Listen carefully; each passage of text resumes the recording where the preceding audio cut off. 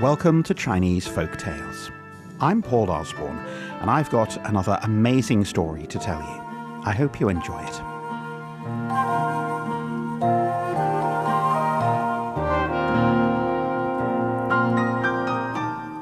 All the best stories have something to teach us, and this story is all about being clever.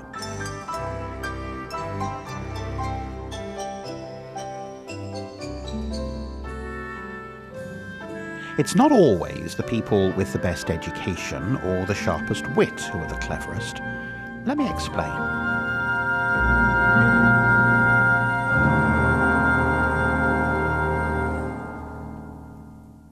Once upon a time, in a town not so very far away from where you are right now, there were 3 daughters. Each had married and left home to bring up their families. The eldest daughter had married a physician. Now, it's not easy to become a doctor. You have to study for a very long time and work very hard, read a lot of books and see a lot of sick people before you become any good at it. For that reason, many people say doctors are very clever, and they'd be right. Her parents were very happy. Her mother said, "How lucky she is to marry a doctor. They shall have a fine house and their children will all be healthy and well educated. And when we get old, they'll be able to look after us well."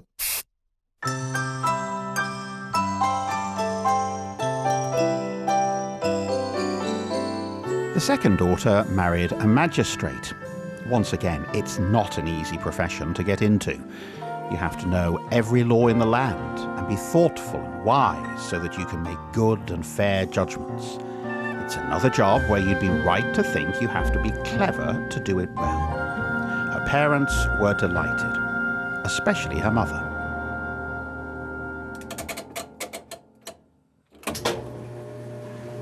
What luck! What luck to get a magistrate as a husband. Their children shall be tall and strong and be very well behaved.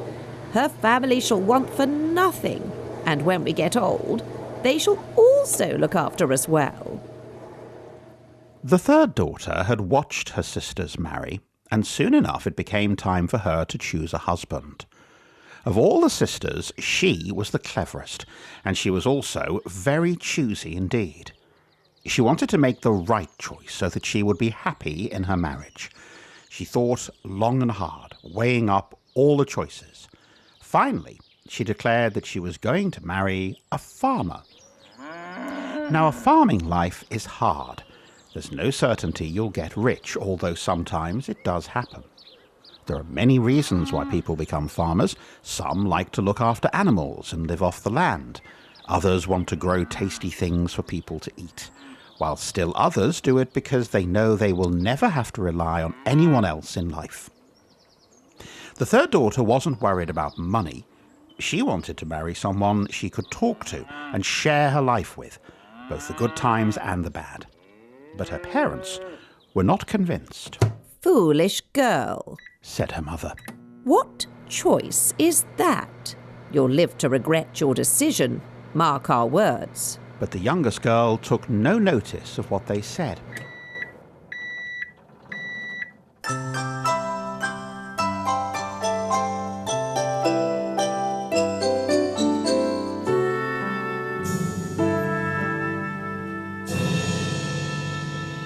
A few years later, the parents decided to hold a party to celebrate a big birthday.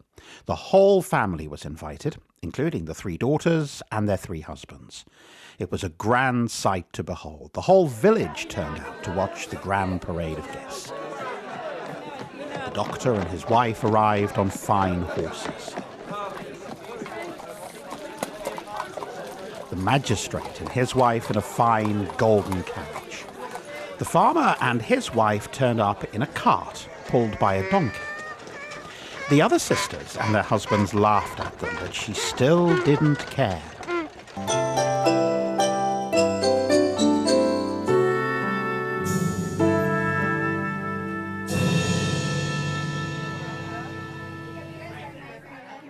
parents had prepared a meal for the gathering. Everyone ate until their bellies were fat. Then the oldest son-in-law, the doctor, thought it would be fun to embarrass the farmer, who he knew hadn't attended school. "I've got an idea," he said. "Why don't we play a game?" The doctor's wife, her sister and her husband all agreed it was a fine idea.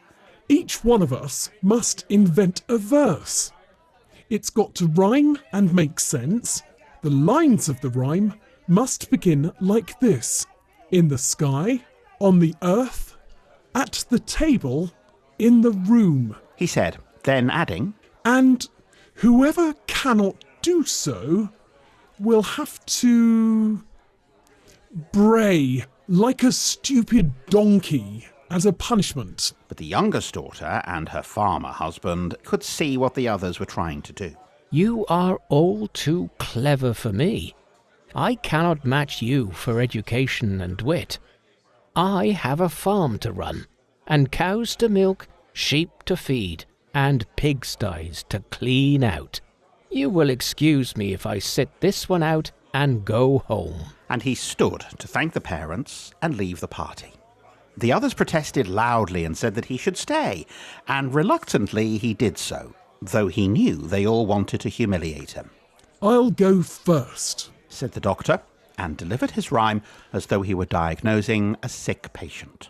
"In the sky, the phoenix proudly flies. On the earth, the lambkin tamely lies. At the table, through an ancient book I wade. In the room, I softly called the maid." Everyone applauded and called on the magistrate to say his rhyme, which he delivered as though making a judgment. "In the sky, the turtle dove flies around. On the earth, the ox paws up the ground. At the table, one studies the deeds of yore. In the room, the maid, she sweeps the floor."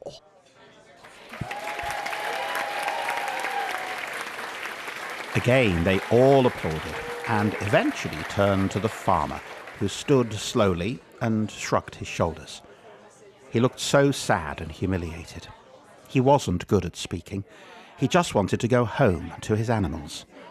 He looked at his wife, who smiled and encouraged him to speak.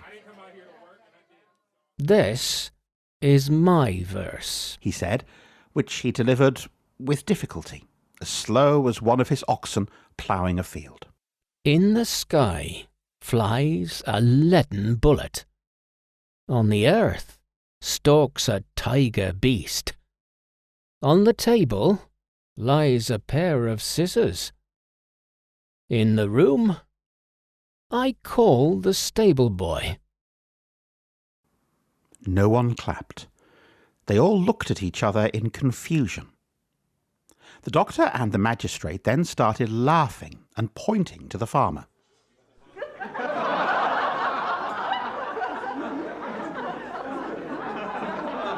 "Why, the 4 lines do not rhyme at all." "And besides, they do not make sense. A leaden bullet is no bird. The stable boy does his work outside. Would you call him into the room?" "Nonsense! Nonsense! You must bray like a donkey in front of us all." His wife jumped up in his defence. She was angry that her sister's husbands had tried to make her husband look foolish. Listen to you. You all think you're so clever, but none of you have truly understood my husband's clever rhyme. Allow me to explain to all you clever people. There was silence as she spoke. In the sky, our leaden bullet will shoot your phoenix and your turtle dove. On the earth, our tiger beast will devour your sheep and your ox. On the table, our pair of scissors will cut up your old books. And finally, in the room, well, the stable boy can marry your maid."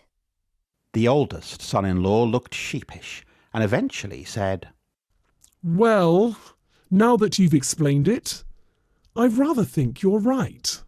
The second eldest son-in-law said, "I judge It to be a very wise rhyme indeed. Your husband is indeed the winner. It is we who should bray like a donkey and make ourselves look stupid.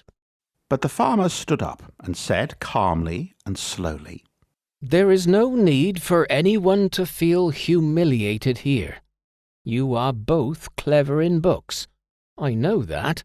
But I doubt either of you could milk a cow or plough a field. We are all clever in our own way. said the farmer. Let us drink to all our health, wealth, and happiness, and give birthday wishes to our hosts. And they did.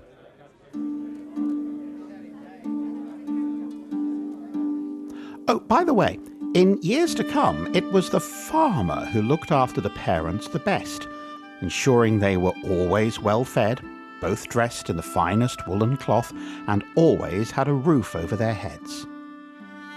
And that's my story. You see, we all have different talents. Some get their knowledge from books, some from experience. There are lots of ways of being clever. I hope you enjoyed the story as much as I've enjoyed telling it to you. See you then. Bye-bye. Next time, we'll hear how the truth will come out in the end if you just wait long enough.